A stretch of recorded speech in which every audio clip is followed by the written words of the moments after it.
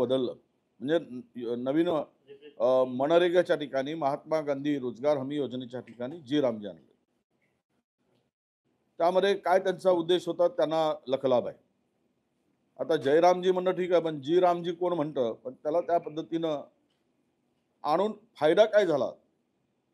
त्यामधल्या अटी, शर्ती आणि नवीन मध्ये नवीन निर्णयामध्ये प्रचंड त्रुटी असल्यामुळे साधारण महाराष्ट्रातील 3 लाख कामावर त्याचा परिणाम होणार आहे.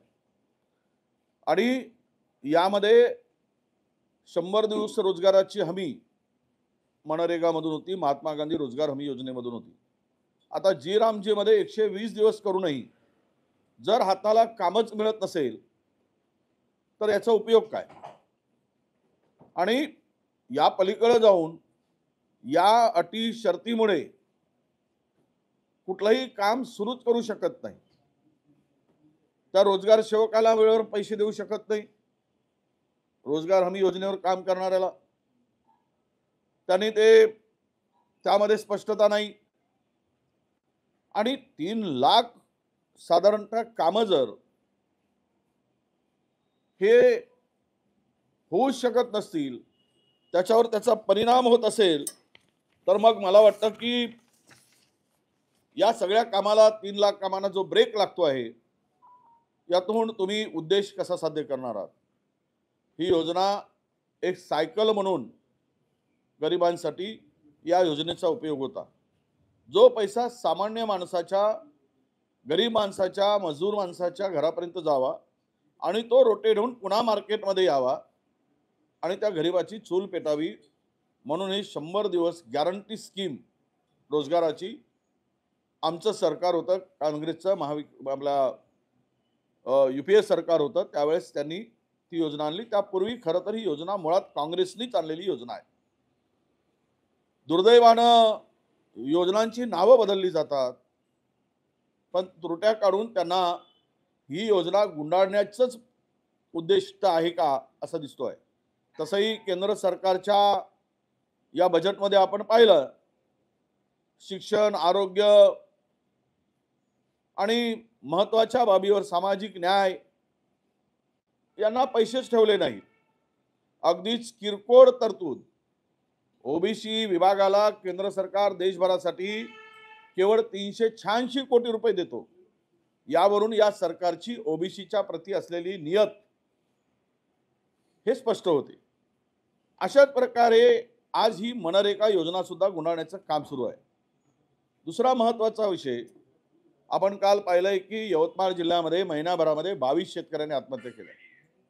1 महिन्यामध्ये सर्वाधिक आत्महत्या करणारा जिल्हा कोणता, तर तो यवतमाळ म्हणून आता सगळीकडे आता प्रसिद्ध झालेला आहे. राज्य सरकारनं म्हणजे राज्यामधील शेतकऱ्यावर 2 लाख साधारणतः 90,000 कोटीचं कर्ज आहे. हे कर्ज माफ करतो म्हणून निवडणुकीच्या पूर्वी घोषणा करणाऱ्या सरकारने 1.5 वर्ष उलटूनही या संदर्भात कुठलीही ठोस भूमिका घेतली नाही आणि शेतकऱ्याच्या तोंडाला पानं पुसण्याचं काम केलं. केंद्र सरकारकडे या 2,91,000 कोटीचा प्रस्ताव शेतकऱ्यांच्या कर्जमाफीचा पाठवला गेला आणि केंद्र सरकारने भूमिका स्पष्ट केली की ही कर्जमाफी योजना आम्ही करू शकत नाही आणि करू शकत नाही इथपर्यंत ठीक आहे, पण ते व्यवहार्य नाही अशा पद्धतीचा निर्णय आणि घोषणा केंद्र सरकारने केली.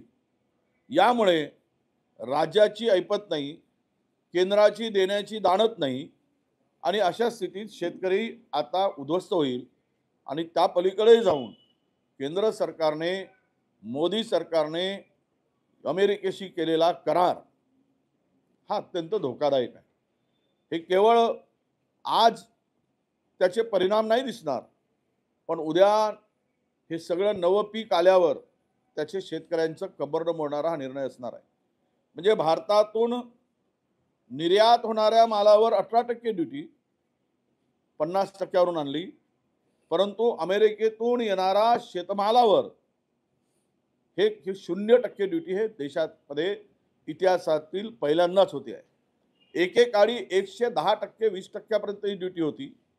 त्यामुळे परदेशी शेतकरी, परदेशातील कुठलाही शेतीमाल, गहू असेल, मका असेल, कापूस असेल, सोयाबीन असेल, हा भारतात निर्यात होत नव्हता. कारण 100 ड्युटी म्हणजे शेतकऱ्याला तिथला दर आणि केंद्र सरकारने लावलेला टॅक्स हा विचारात घेता ते वायबल नव्हता. पण आता 0% आणल्यामुळे अमेरिकेमध्ये आणि भारतामध्ये हा करार झाल्यामुळं, मोदी सरकारने केल्यामुळे शेतकऱ्याच्या मालाला कोणी विचारणार नाही. कारण अमेरिकेतील जो माल आहे, जो सोयाबीन आहे किंवा मका आहे, हे मेन क्राफ्ट आहे आणि मोठ्या प्रमाणामध्ये याचं उत्पन्न होतं. 50-50 क्विंटल, 100 क्विंटल, 70 क्विंटल सोयाबीन आपल्या मक्याचं उत्पन्न होतं. आमच्याकडे ॲव्हरेज 20 क्विंटलचा आहे आणि आमचा उत्पादन खर्च काल परवा सरकारने सबसिडी काढून घेतली खतावरची, केंद्र सरकारने कमी केली. अशा स्थितीत आपल्याला गहू जर 2600 रुपये मिळत असेल आणि तिथून अमेरिकेतून 0 ड्युटी लावल्यामुळं 1500 रुपयामध्ये गहू भारतात येत असेल, सोयाबीन जर 2000 रुपयामध्ये येत असेल, कापूस 3000 रुपयामध्ये येत असेल, मका 1100-1200 रुपयामध्ये देशात येईल, तर यात शेतकऱ्यांचं काय होईल? हा शेतकरी कुठे जाईल? भारतातील शेतकरी, महाराष्ट्रातील शेतकरी कसा जगेल? यावर कोणीच गांभीर्यानं बोलत नाही. केवळ केंद्र सरकार, मोदी सरकार हे अमेरिकेच्या दबावाखाली हा करार केलाय, त्याचे परिणाम सुद्धा भोगावे लागतील.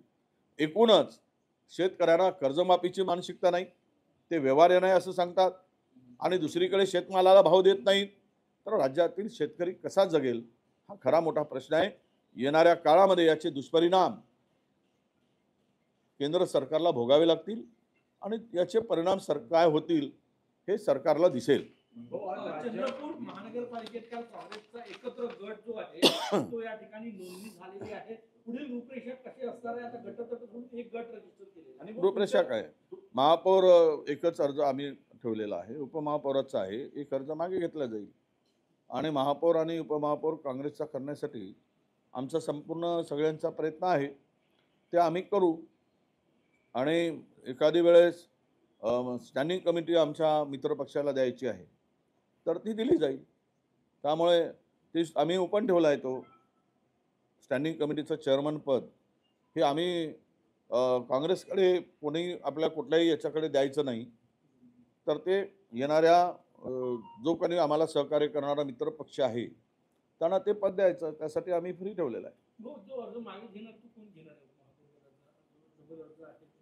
नाही, ते ठरलं आहे ना तिकडे. आता ते 4 महिलांमध्ये प्रतिभा धानोरकर ते ठरवतील कोण महापौर असावा आणि उपमहापौर पदासाठी ते वसंता देशमुख यांचा अर्ज स्टँड राहील.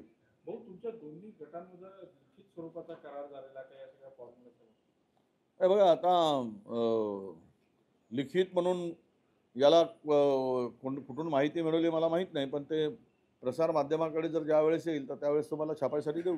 आज राज्यभरामध्ये जिल्हा परिषदांच्या निवडणुका होतात, तुम्ही सरकारवर टीका करताय, काय वाटतं या निवडणुकीमध्ये जनता? नाही, जिल्हा परिषदेतील ग्रामीण भागातील माझ्या सर्व शेतकऱ्यांना विनंती करतोय, अशा नतभ्रष्ट, नालायक, शेतकरी विरोधी, कामगार विरोधी सरकारला अजिबात मत देऊ नका. हे तुमचं आयुष्य उद्ध्वस्त करायला निघालंय. ते केंद्रातील मोदी सरकार असू दे की राज्यातील फडणवीस सरकार असू दे, शेतकऱ्यांसंदर्भात यांना काही देणं घेणं नाही. यावेळेस सोयाबीनचे दर पडलेत, पुन्हा यापेक्षा अधिक वाईट परिस्थिती होणार आहे. कारण हा झिरो करार, झिरो टॅक्सवर, झिरो म्हणजे टॅक्सवर हा झालेला करार आहे. हे भयावह आहे. मागच्या वेळीपर्यंत अमेरिकेवर आयात करत असताना जे टॅक्स लावला गेला होता तो मला वाटतं 28 ते 20% की 28% होता. आता एक्झॅक्ट मला माहीत नाही, पण तो 20%च्या पुढे होता. आणि त्यामुळं किमान ती जरी गॅप जरी असली तरी शेतकऱ्याला, इथल्या महाराष्ट्रातील, देशातील शेतकऱ्यांना हे परवडलं असतं. पण आता जाऊ देत. आता त्यांनी निर्णय घेतला आहे, ते कशासाठी घेतला आहे भारताला माहीत आहे. भारतातील प्रत्येक नागरिकाला माहीत आहे हा करार कशामुळे झाला आहे, कुणाच्या दबावामुळे झाला आहे, कुठल्या कारणामुळे झाला आहे, सांगण्याची गरज नाही. पण महाराष्ट्रातील आणि देशातील शेतकरी मात्र मेल्याशिवाय राहणार नाही. त्याला मारण्याचं कामच, त्याला संपवून टाकण्याचं काम, त्याला आत्महत्येला प्रवृत्त करण्याचं काम केंद्र सरकारच्या या धोरणामुळे होणार आहे. सुनील पवार यांच्या शपथविधीवर जे काही टीका होत होती त्यावर काल मुख्यमंत्री म्हटले की अशा प्रकारचं राजकारण करणे हे अत्यंत चुकीचं आहे. ते सत्ताधारी त्यांनी सूचना करायला पाहिजे. सत्ताधारी पक्षातील आमदार, खासदार, मंत्री तेच या प्रकारची टीका करतायत. हे असं म्हणण्यापेक्षा, चुकीचं आहे म्हणण्यापेक्षा काढून टाका ना त्यांना. हे अशा पद्धतीचं जर राजकारण करत असतील तर एवढी हिंमतच कशी होते सरकारमध्ये राहून मंत्रिपदाच्या खुर्चीवर बसून अशा प्रकारचं वक्तव्य करायचं. लावा म्हणा त्यांच्या तोंडाला कुलूप, नाहीतर आम्हाला सांगा, आम्ही पाठवतो 10-20 कुलूप मजबूत, कधीच तोंड उघडणार नाही अशा प्रकारचे. ही जी सत्तेमध्ये राहून जे काही सत्तेची मस्ती करतायत त्याचा मुख्यमंत्र्यांनी बंदोबस्त केला पाहिजे. दुसऱ्याला कोणाला म्हणताय? आरोप प्रत्यारोप चर्चा ज्या झाल्यात त्या सत्ताधाऱ्याकडून जास्त झालेल्या आहेत. त्यांना सूचना करण्याच्या ऐवजी देवेंद्र फडणवीसांनी एक बडगा उगारला पाहिजे त्यांच्यावर आणि पाठीवर आणला पाहिजे चुप राहा म्हणून.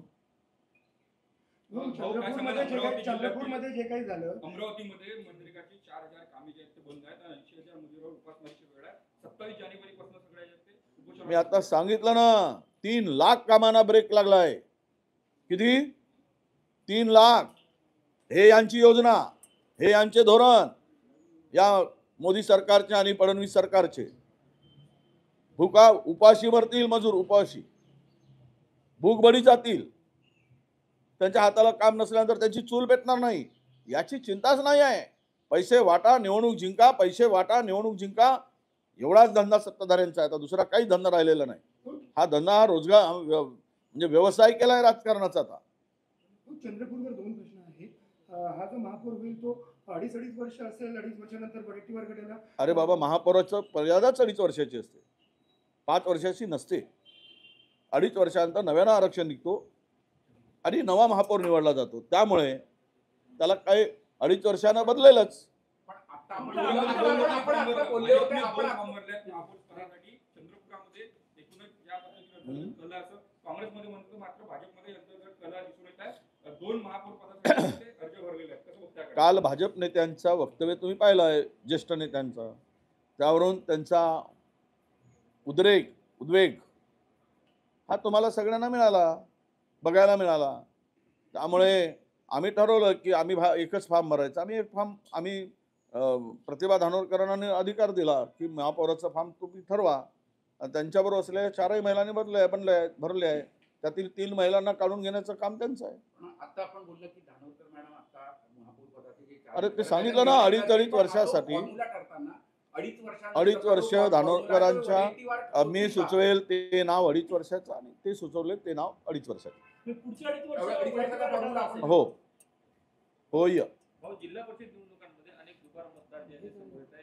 जे ग्रामीण भागातले शहरात स्थलांतर झाले ते दोन्ही ठिकाणी मतदान करताना आढळत आहे. विरोधकांकडून अनेकदा मागणी झाली हे नाव वगळण्याची, मात्र अद्याप ते नाव वगळण्यात आले नाही. असा आहे, थोडासा जनाधार शहरी भागामध्ये भाजपला आहे. ते मतदार जर ग्रामीण भागामध्ये टाकून दोन्ही निवडणुका जिंकायचा फंडा सत्ताधाऱ्यांनी योजला असेल, तयार केला असेल, तर त्यांना माहीत आहे की ग्रामीण भागातील जनतेमध्ये उद्रेक आहे, राग आहे, संताप आहे.